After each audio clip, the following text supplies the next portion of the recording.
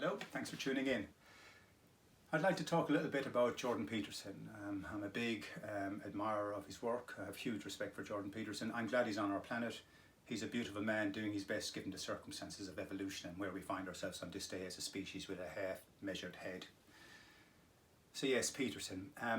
If you step up to the world stage and you lend your opinion to the world and you have 1,000 things to say, some of those things will turn out to be skewed, and it's all by degree. And some of them will be accurate, and again, that's all by degree. But to step up to the world stage with 1,000 things to say is remarkable and beautiful, and it deserves our respect, even if some of it is skewed. And I'm not saying it is, I'm just going along with that flow. So Peterson. So yes, on a surface level, it's easy to go after him, some of the points he's made about the environment. But I get the impression from Peterson, if you bring up any point with him, he'll have looked at that too and he'll have an answer for it. Or else he's a very humble man. He'll also say, okay, I need to understand and learn more about that. And he's on a quest to do that right now if you're looking at his work to date. So yes, but anyway, but when you get down into Peterson, and this is important, and I think it's going over most people's heads, Peterson is deep down in the phenomenological gut of the human mind, and he's asking questions about the structure the mind is built upon. Like, for example, when Peterson talks about, say, the idea of, live like there is a God, even if you don't believe in God, live like there is a God, because it'll allow you to live in a more wholesome way, and that's because you're structured to live in a more wholesome way. And in one sense, like, he talks about Jesus Christ as being the highest ideal, as opposed to, forget that it could be a magic man who walked on water. Just allow it to be, in a metaphorical sense, an ideal, this analogy that represents the highest ideal of what it means to be a man, or highest ideal of what it means to be a woman. That we all love the idea of honor and dignity, and that our word means something, that when we say yes, we mean yes. When we speak of our realities, it's truth-based to the best of our ability to understand what truth is and so on, that we do not bend reality with a lie, as Peterson was. I love the idea, who you to bend reality to your will, to bend the flow of reality. That's what he's talking about, to bend the metaphysical binds of reality to your will, to serve one's own needs. It's an abomination, and it's all by degree. We're all lost in it. We're all lost in the mile. So yeah, Peterson, understanding Peterson. Peterson, the idea of, orientating towards Jesus, the idea of orientating towards the highest ideal of what it can mean to be a beautiful, wholesome human being, to exploit none, to, live in an honourable way by all human beings and so on. And there's something beautiful about that, and it's beautiful in us. I know, unless you're a psychopath or a sociopath and you don't want to see it because it doesn't serve your interest to see this structure, it is a structure and it is in all of us.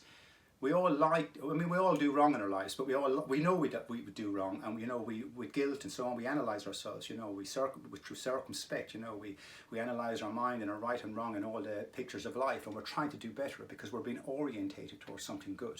Peterson, it's like we're being orientated because we're built on a structural path. Okay, and he understands this. He understands, for example, the mind is predicated on a bed of axioms. I mean, that's a phenomenal insight. Okay, it's not a throwaway comment. Okay, if anyone understands the field.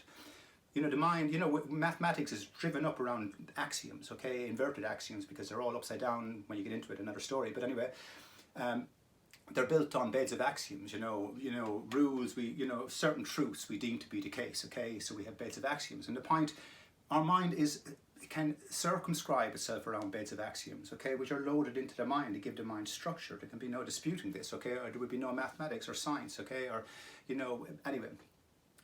But Peterson is all about that. He knows there's something going on at the subconscious level.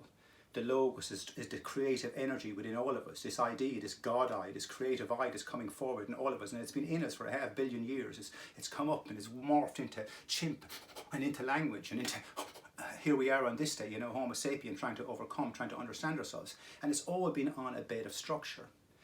Now, I have, refined the system that all humans used for thinking, and in that system you can see the structural path itself, okay?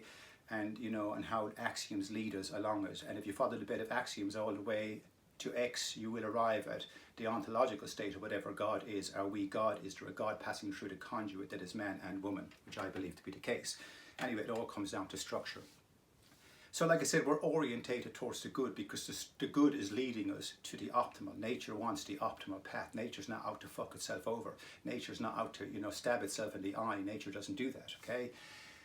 And nature's up against chaos, so all the permutations of X moving forward through Y, you know, there's chaos spills out because of permutations, permutations, another story if you multiply it over and over and over again. But anyway, all that matters is there's one structure and one I moving along it.